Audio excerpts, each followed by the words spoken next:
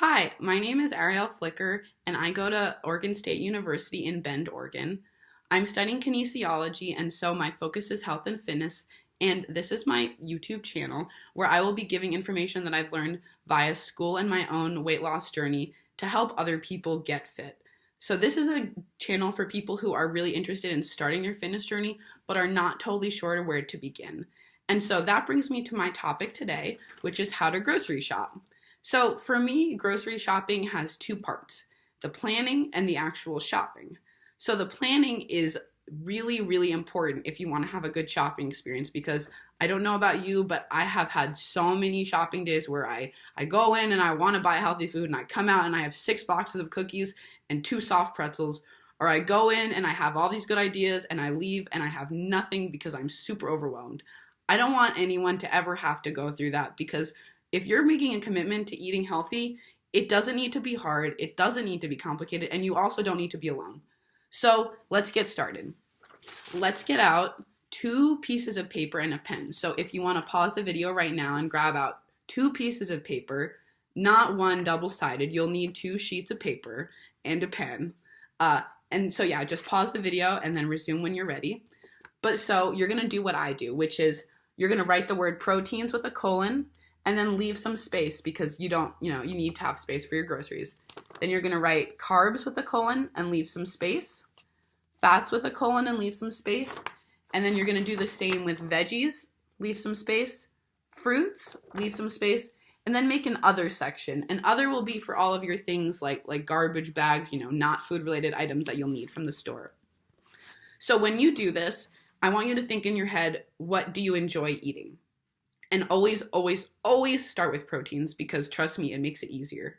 So I don't eat a lot of red meat, so my protein choices are a little bit limited, making this a touch easier, I will admit. So my proteins that I tend to write typically will be something like 2 whole chickens, kefir, which is it's an alternative to yogurt for people who are lactose intolerant. I really recommend it. And then I also have sliced turkey 2-pack. So what I have for my proteins is enough protein to last me for, 1 or 2 weeks. And I wrote all the proteins I will buy. Anything that's a protein that falls under that category goes after that colon.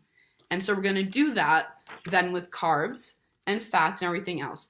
But I want you to think about your protein choice specifically because I want all of your meals to be based around the protein that you choose. So if you're making breakfast, that's not to say you can't have waffles or something unrelated to your breakfast protein, which, could be whatever.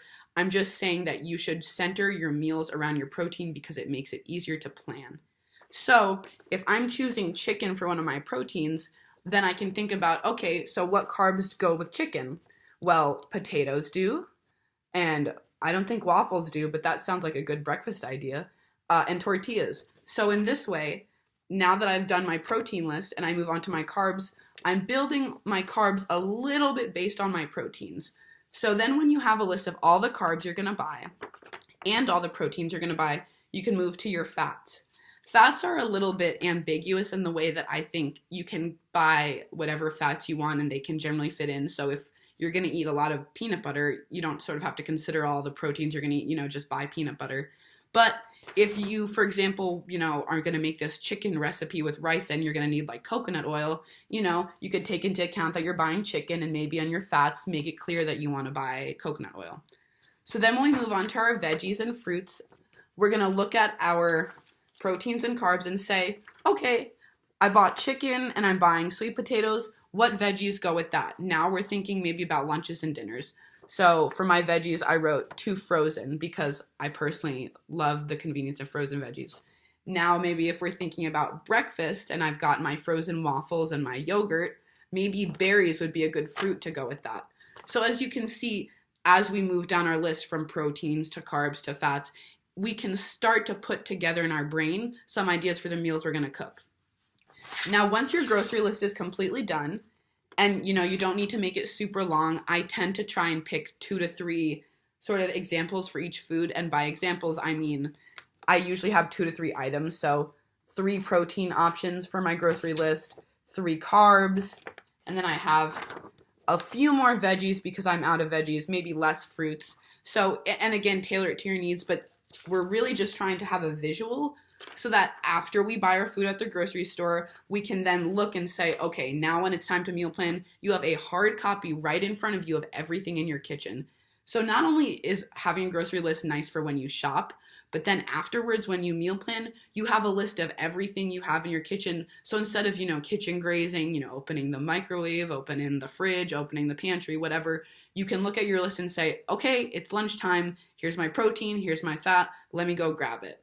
So I hope that this making a list makes your grocery trip a little bit more simple because you're not going to have to run around the aisles as much. You'll have a very clear list before you go in of what you're going to buy. And I hope that you also can take into account the fact that this sort of makes it easier to plan your meals in the future, because if you can plan out your grocery list, you can already come up with your whole week worth of food just by doing that grocery trip. And lastly, I will say that if you ever stray from this list, or you go to the grocery store and then you buy yourself an extra snack, it'll be a lot easier for you to sort of notice how much money you're spending or overspending. Because the truth is, once you start making these lists, it'll become obvious to you how much money you're spending at the grocery store. And then you can start trying to save money by saying, oh, I have this turkey I buy every week. Let me switch it up and try this one. This is a great way to not only eat healthier, but to save money. And I don't know anyone who doesn't like that. And lastly, if you're going to buy something sort of random at the grocery store, if you have this list, once you get home, you'll be able to sort of tell exactly what your impulse buys were. I tend to buy a lot of dark chocolate at the checkout line. Lord knows I don't need any. But when I have that dark chocolate in my grocery bag and I look at this list, I can say to myself, okay, I stuck to my list completely except for this one stinking candy bar. So I hope that my listing sort of helps you at least get a start on how to shop better, because the truth is, going to the grocery store, it is a really overwhelming time. And when you're trying to eat healthy, there are so many options. It's sort of hard to know how much of one thing you're going to need, or, what to buy when, or, what salad dressing you need. So use this grocery list and just plan a way. Once you get home, maybe write out some ideas for some meals or something. Just sort of be open, be flexible, and know that it's not going to be perfect. Meal planning is hard, and you have to find what works for you. So I'm Ariel again, and I hope that you can take this listing idea and apply it to your life. And please let me know if you do try it. Let me know how it goes. Let me know if you feel like you're spending more money or less. And let me know if it makes prepping a little bit easier. All right, well, I'm super stoked to hear how it goes. I'm going to go eat some food now because I'm so hungry all the time.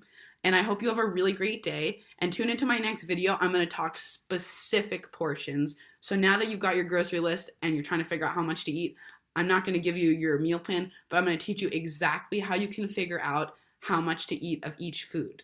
So join me for my next video. It'll be in the next day, and get started on your shopping because it's the first step in your journey to becoming a better you.